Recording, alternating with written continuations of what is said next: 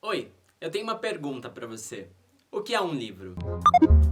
Calma, eu sei que essa pode parecer uma pergunta muito óbvia e muito estranha pra alguém que tá assistindo um vídeo, que tá gravando um vídeo num canal chamado Vá Ler um Livro que fala sobre literatura. Mas sério, você já parou pra pensar o que é um livro de verdade? Não, não, não. É um objeto ali retangular que conta uma história? É isso? Dá pra falar desse jeito? Mas o cinema, ele também não conta uma história? Uma fotografia da sua família em que você abre o álbum e lembra de vários acontecimentos? Não contam todos eles uma história? É claro. Quando a gente tá falando de arte, gente, de maneiras de expressão, a gente fala sobre ferramentas, muitas vezes. Então, nos quadros, a gente tem os pincéis, as tintas, as telas, e que constroem ideias diferentes e passam mensagens diferentes. E na literatura? Não sei. A gente tem as palavras. A literatura é a arte feita com palavras. Guarda essa definição porque isso é muito importante pra sua vida, assim.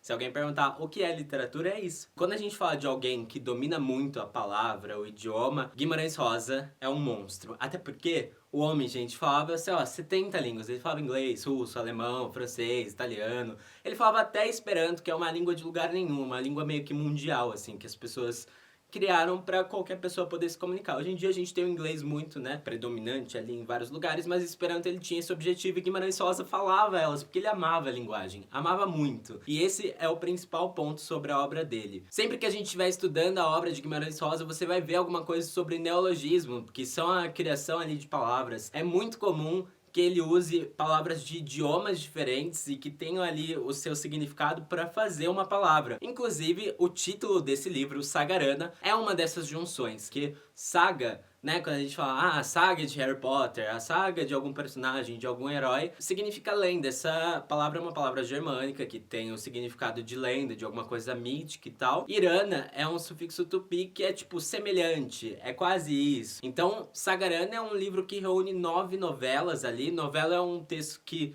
não é tão curto quanto um conto, mas também não é tão longo quanto um romance. Tem ali suas 40, 50 páginas por aí. E aí a gente tá falando sobre histórias que são meio que uma lenda. Então, pra gente entender Sagarana, presta atenção, porque às vezes você acaba se perdendo por conta dessa questão da linguagem e tal, mas o principal conceito dessa obra é o regionalismo universal. Tudo vai girar em torno disso. Por quê? Primeiro vamos abrir um pouquinho o que é esse regionalismo universal, até porque parece uma coisa que é uma antítese, né? Regionalismo, que é uma coisa pequenininha aqui, centrada, e o universal, que é grande, fala sobre todo mundo, enfim.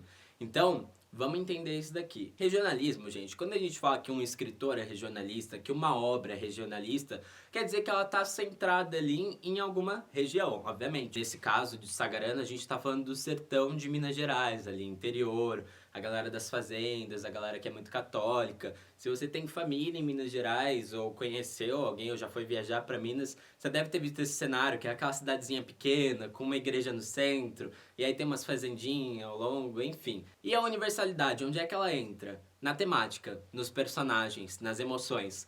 Quando a gente tá vendo os personagens desses livros e as histórias desses livros, os temas são muito abrangentes, assim. A gente tá falando sobre amor, sobre raiva, sobre possessividade, sobre ciúme, enfim. A maioria dos clássicos geralmente são definidos por clássicos porque eles são livros que não são datados, que você pode ler hoje ou daqui a 200 anos e ele vai continuar atual. É mesmo, né? E quando a gente tem uma obra assim, geralmente é porque ela trata sobre coisas que são inerentes ao ser humano. O medo da morte, o amor, a ambição, enfim, temas que fazem parte do nosso dia a dia, independente da sociedade em que a gente está ali vivendo. Então é por isso que é uma obra regionalista universal. Então, em primeiro lugar, o que a gente tem de regionalismo é que se passa em Minas Gerais, a gente tem sempre a figura do sertanejo, daquele cara da fazenda, né, que trabalha, enfim, pro dono da fazenda e tal. Na primeira novela que a gente tem, que se chama Burrinho Pedreza, a gente vê uma migração ali dos bois e o Burrinho Pedreza está ali no meio, é uma história que no começo fica muito devagar, mas aí depois você vai se apegando ao burrinho, que ele é muito humanizado, assim, nessa história. Então você acaba conhecendo todos os donos que ele teve, qual que foi a trajetória dele até ali, que vão construindo um personagem que é quase humano, assim, por mais que a gente esteja falando de um burro. Então é muito bacana. Quando a gente for de A Hora e a Vez de Augusto Matraga, uma coisa que estava muito presente era a religiosidade, porque, enfim, gente, século passado, no interior do país, o catolicismo era uma religião que era predominante, né? A gente não tinha uma amplitude como a gente tem hoje, por conta, enfim, da informação, da globalização, da centralização, de vários conceitos que uniram as pessoas para conhecer outras coisas, mas geralmente a gente tinha uma família ali que seguia todo mundo pela Igreja Católica. Então, ele representa isso muito bem. Uma das novelas, na verdade, se chama A Volta do Marido Pródigo. E na Bíblia a gente tem uma história, caso você não conheça, que se chama A Volta do Filho Pródigo, que é o filho de um cara que acaba desaparecendo e gastando vários dinheiros e tal. E aí ele volta depois e tem toda uma lição de perdão e aceitação. E aí aqui a gente tem uma versão que é o marido pródigo, que acaba sumindo e tal, e aí ele volta tentando reconquistar a mulher, só que ela já tá apaixonada por outra, assim. Então essa é a parte da universalidade, né, do ser humano e o que ele faz, o arrependimento, o perdão e até a amargura de uma pessoa que se arrependeu de uma atitude que tomou.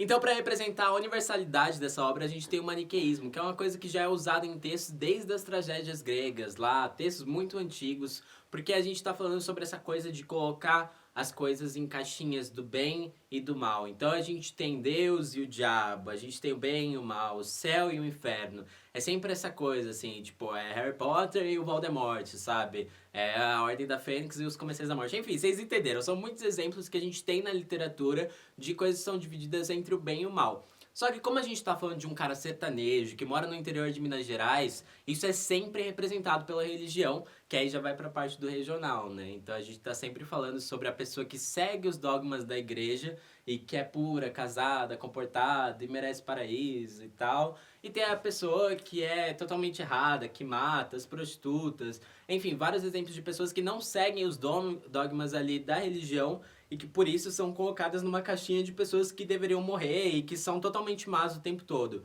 Geralmente quando a gente tem uma história maniqueísta não tem uma mudança assim durante a narrativa. Ela começa uma pessoa má e ela vai terminar uma pessoa má. Esse personagem não tem uma transformação muito grande. Inclusive, na novela, na verdade, do A Hora e a Vez de Augusto Matraga, ele, que é o personagem principal da obra e que é ali, né, o foco narrativo, é o único personagem que passa por essa transformação ao longo da narrativa. O resto dos personagens continuam exatamente do jeito que estavam quando começaram a narrativa, com os mesmos objetivos e a mesma maneira de pensar. Então vamos lembrar desse maniqueísmo porque ele é extremamente importante e vai ajudar vocês bastante a responder questões e também a poder desenvolver a sua opinião a respeito desse livro.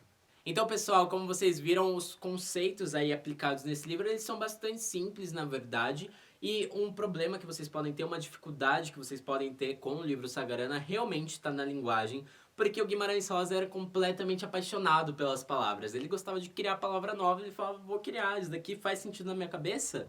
Vou criar agora, entendeu? Então ele pegava realmente, como ele fez com o título do livro, palavras de vários idiomas e juntava ou fazia uma palavra nova ali da cabeça dele.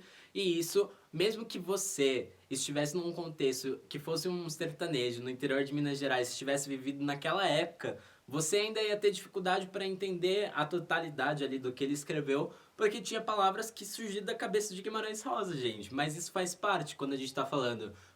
como a gente comentou no começo do vídeo, que a literatura é a arte feita com palavras, o que ele fez foi a arte com as palavras. Então, eu acho que é até bacana a gente tentar entender o que ele está querendo dizer aqui, porque isso gera 1 milhão de interpretações. Às vezes você começa a criar suas próprias palavras aí. Não sei, sinta-se livre, sabe? Eu acho que a arte está aí para isso, para a gente se expressar da melhor maneira possível.